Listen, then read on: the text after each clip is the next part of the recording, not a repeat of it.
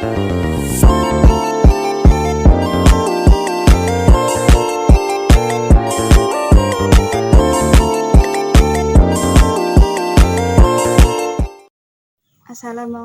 warahmatullahi wabarakatuh. Kami di sini dari kelompok 12, yakni saya sendiri Nur Musliha dan teman saya Robiatul Adawiyah dan Rizky Nur Ikhwan. Di sini insya Allah kami akan menjelaskan tentang peran keuangan sosial Islam dalam pembangunan ekonomi Indonesia. Selanjutnya akan dipaparkan oleh pemateri pertama, yakni Robiatul Adawiyah. Baik, di sini kami akan memaparkan sedikit tentang peran keuangan sosial Islam dalam pembangunan ekonomi di Indonesia. Di sini apa yang dimaksud dengan keuangan sosial atau bisa disebut dengan Islamic Social Financial. Di sini dapat didefinisikan sebagai lembaga Islam tradisional yang berfokus pada kegiatan amal zakat, sodako, dan wakaf. Tujuan utama dari lembaga keuangan sosial ini untuk menyediakan kebutuhan orang miskin dan untuk mengurangi tingkat kemiskinan mereka yang signifikan meningkat.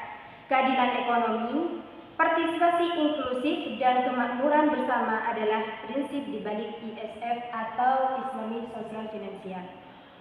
Dan juga Islamic Financial ini mempunyai 3 prinsip.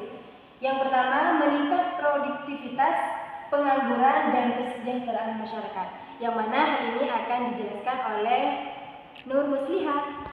Peran keuangan sosial Islam dalam pembangunan ekonomi Indonesia. Pembangunan dalam pandangan ekonomi sering dikaitkan dengan pertumbuhan ekonomi serta kesejahteraan. Definisi pembangunan dalam ekonomi konvensional adalah pembangunan kemakmuran ekonomi negara atau suatu daerah yang bertujuan pada kesejahteraan penduduk atau masyarakat. Sementara itu, Islam memandang bahwa pembangunan ekonomi adalah integrasi antara pembangunan ekonomi yang berfokus pada aspek material dengan keberadaan spiritual dan moral. Yang pertama, dalam peran ekonomi sosial, dalam peran keuangan sosial Islam dalam pembangunan ekonomi Indonesia, yang pertama adalah meningkatkan produktivitas. Menurut Hasibuan, produktivitas adalah perbandingan antara output hasil dan input masukan.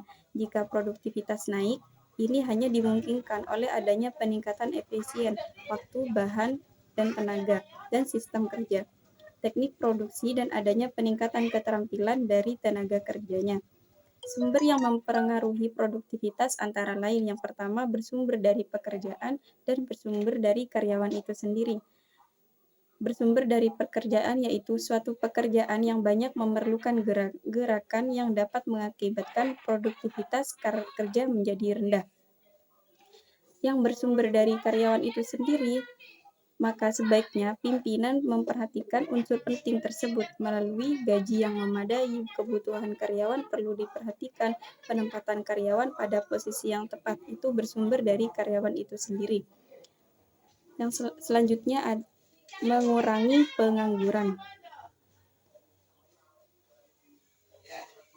Berdasarkan kajian yang dilakukan, diperoleh hasil bahwa pemberdayaan sosial sebagai sebuah upaya yang pemerintah lakukan dalam mengatasi masalah pengangguran lebih ditonjolkan karena di dalamnya tergantung 2 aspek, yakni pertama penentuan nasib sendiri, yang kedua pemerintah hanya menjadi fasilitator.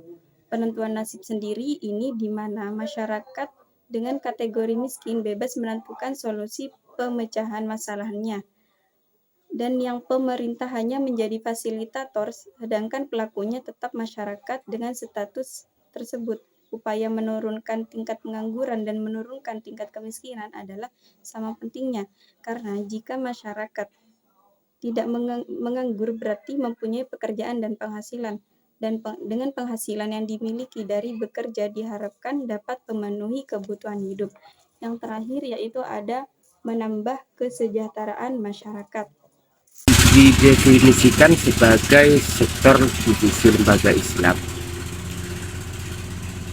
dan tradisional yang berfokus pada kegiatan amal zakat, sedekah, dan wakaf.